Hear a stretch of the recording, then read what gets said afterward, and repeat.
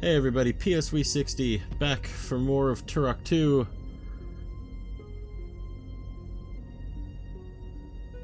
And we're gonna head straight into the next level. Ignore those bits that say the Primogen key required. We're off to the River of Souls. Slaughter by the River of Souls. The River of Souls. The very name strikes fear into the hearts of men. Nothing that drinks of its water survives. The Lazarus Concordance erected one of the energy totems on its banks, and the people of the Lost Land quickly learned that its mysterious energy could purify the water of the River of Souls. On the very shores of the deadly river, a mighty city sprang forth. Where once there was but death, life flourished. The Dinosaur vanguard has swept through the beautiful city of Arisi as its campaign of terror rages on. Arisi was once home to a formidable army, but decades of peace and prosperity saw little need for a large military presence, and its military forces grew weak. Your mission objectives are as follows. Destroy 2 soul gates. Legions of the undead have begun pouring through these gates into Arisi. You must find and destroy all of the soul gates before the undead can escape the city. Destroy the 3 Sisters of Despair.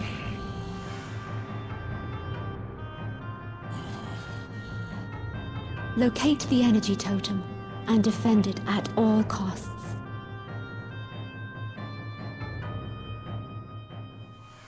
So this is apparently going to be an undead nightmare in Arisi. But first, we got a horse to jump on. This is the Styracosaurus. Kinda sorta similar to the Triceratops that we killed in Turok 1. It is a giant walking behemoth with armament strapped to its back. Stuff like machine gun, which is really good at taking out soft targets. Mortar launchers, which are good at taking out everything, buildings included, as well as obvious cracked walls. And if we get too close to that machine gun bunker back there, it will fire on us.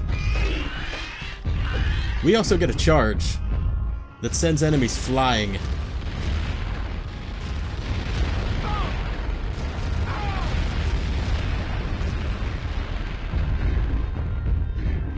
This thing is a walking tank. Quite literally now.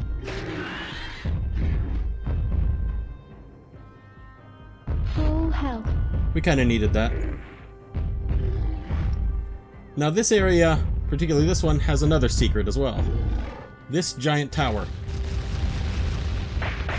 We hit it enough times and it starts to buckle before breaking completely. There are 4 such towers scattered throughout this opening area. We got another one right here.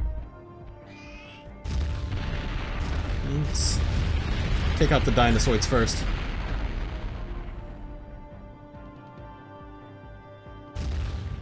Now, it fires slower if we just hold the trigger.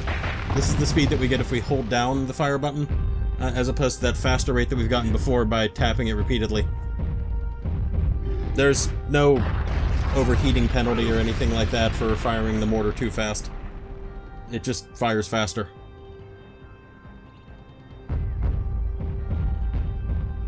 But those towers are going to be important later. So it's very good to keep an eye out for them.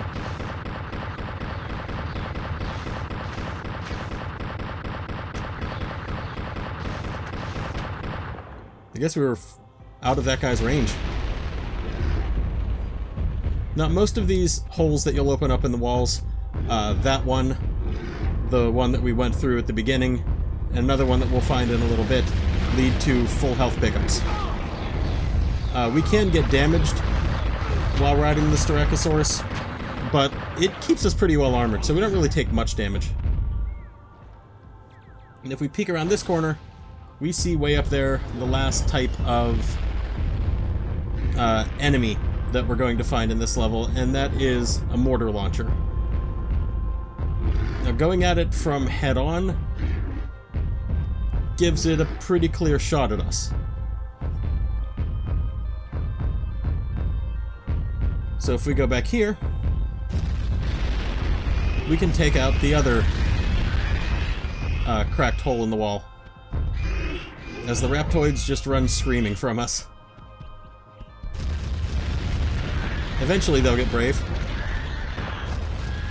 before becoming chunks on the ground. Did we take off the upper half of that guy?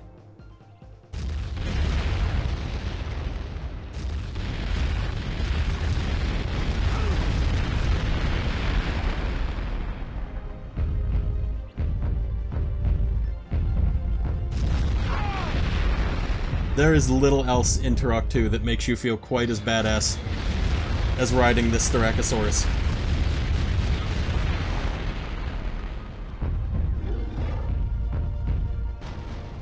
I don't think it comes up again, unfortunately.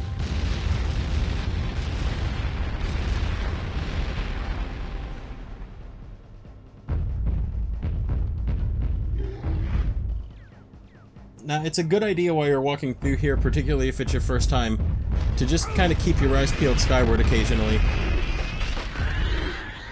Oh, also you can just trample guys, just in case you didn't feel like using the charge on them. It's a good idea to keep your eyes pointed up occasionally, just to make sure you didn't miss any of the towers. Considering who wasn't looking at us, I guess that counts as a stealth kill? As stealthy as you can be riding a multi-ton beast.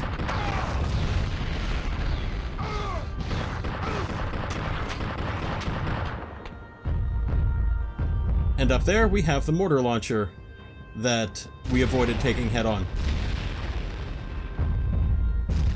We just gotta get far enough away from the wall so the mortars that we're launching don't explode on it. And there, we took it out without it firing back at us. We just gotta take out the wall and continue on our merry way.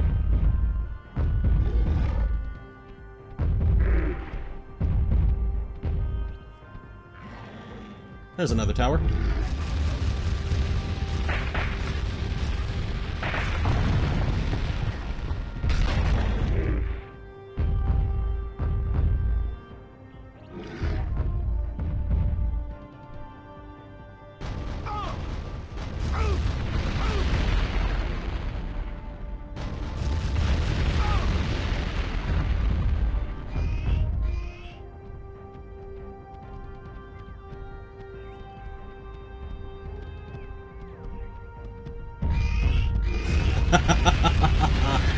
You thought better of it? Yeah, I guess we are taking out their upper halves completely. Now, you'll frequently see this back here. If there's a locked door nearby, it's very likely tied to a mortar launcher behind it. You just have to take out the mortar launcher and the door will open.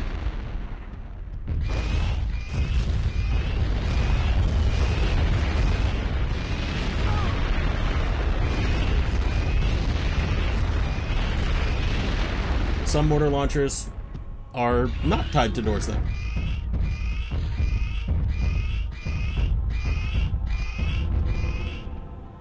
Where are you at?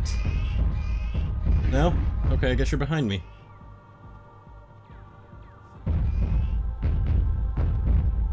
Well, I can't let it stay alive. I mean, listen to how much pain it sounds like it's in. I gotta put it out of its misery. There. Nice and quiet.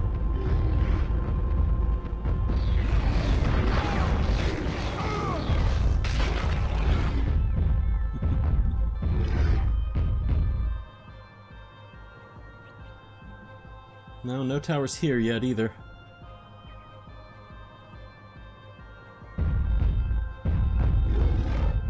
This is pretty much the same kind of thing as the locked gate, except we're still out of range of their mortar launchers, which is strange considering they're on a higher ground. So you would think that they'd have longer range than we would. But whatever. Taking them out drops that gate behind this bridge and raises the bridge so we can cross it. And apparently we're out of range of these bunker turrets too.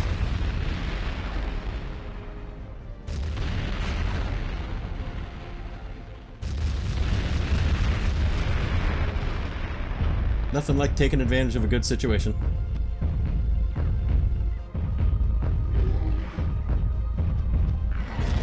Nope.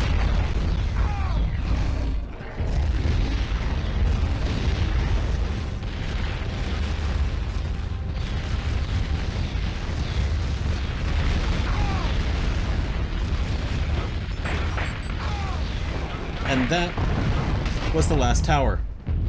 And with it, we can see that we opened a door somewhere. That door doesn't come up until the end of this section, which we're not too far off from, unfortunately. As amazing as it is, it's not a particularly long section.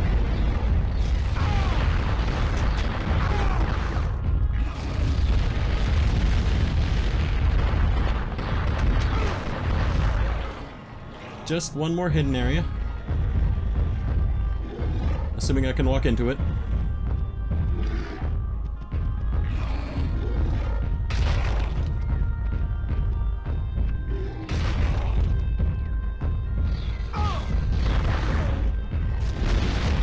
With a full health that I don't quite need yet.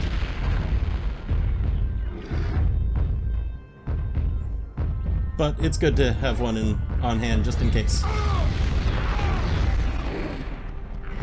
Come back. Come back.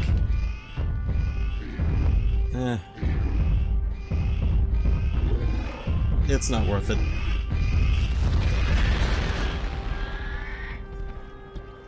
We can leave one survivor.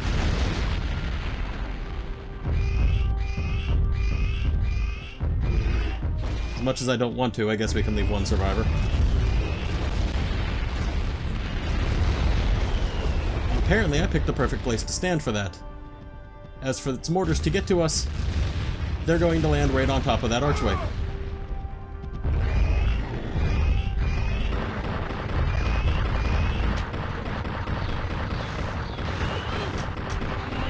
Clear out the area a little bit. And we'll be able to see the prize that we got for taking out all of those towers.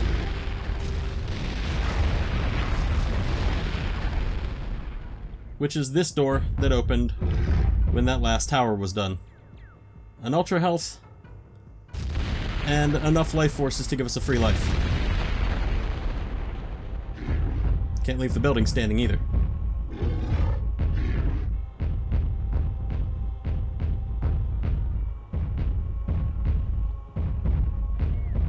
Do I need? No. Apparently I'm full up on explosive shells already. Let's grab this full health before we grab the ultra health. That way we'll have 200 instead of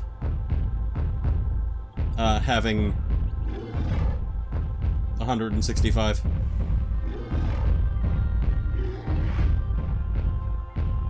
And these life forces are going to be much appreciated as ultra health. Spoilers for future videos. I will need them.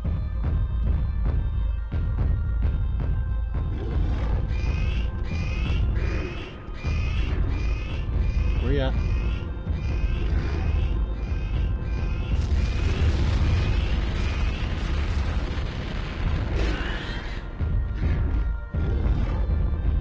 Not really much of an AoE on these mortars, it seems.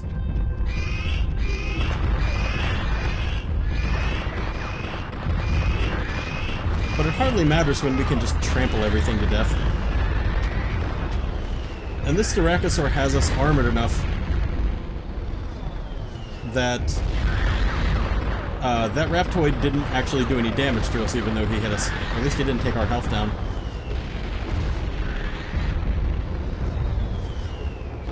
And that's supremely entertaining, watching the mortars continuously juggle the fallen Raptoids. Brings back fond memories of Turok 1.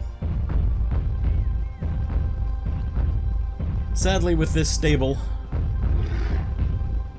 we've reached the end of our Mighty Steeds run.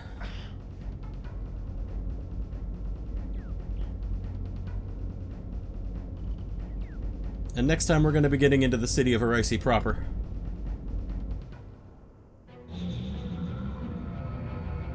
Greetings, Turok.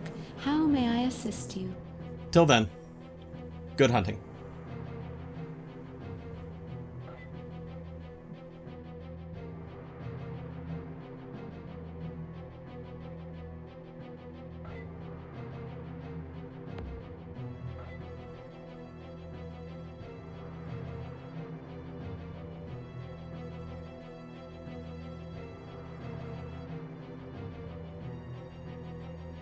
Game saved.